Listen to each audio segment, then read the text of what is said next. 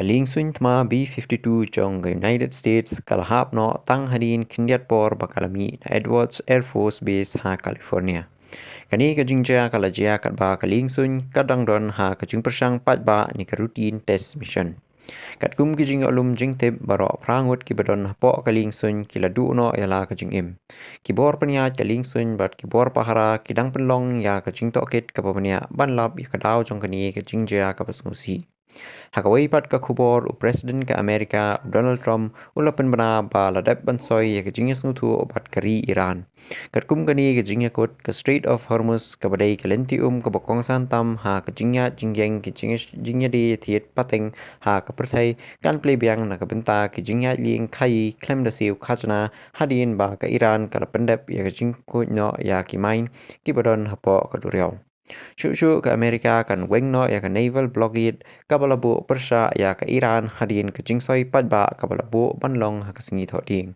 Kani ke jingakut kala manwanra ya ka jingasuk bat jingasnguthu kabakam ha hapdeng gini ki artli kiri.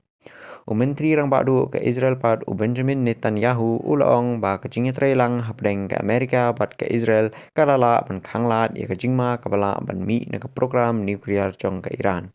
Netanyahu ulapan menaru ba ke sipai Israel kindangsa ha Lebanon ha Gaza bat ha Syria haru bagi bor sorkar kinsngau bakal long kabadon kam na ke benta ke jingchingan jong kari.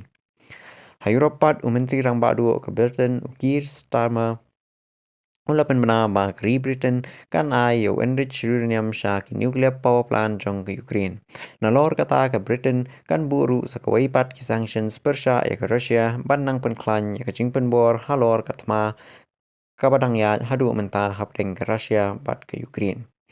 Ha kawai pat ka khubor sedaki spangut kinongeki persya ya ke sorkar Iran kilayalum pat ba syabar ke cakai ya lekai World Cup opener jong ke Iran ha Los Angeles, United States. Kini kinongeki kilapan pau ya kajing bom sengau tenat jongki ya kerukam sensar ke sorkar Iran bat kilakentu ya kepertai ban pet ngor ya kajing yalong jingyat hapo jong katai kari.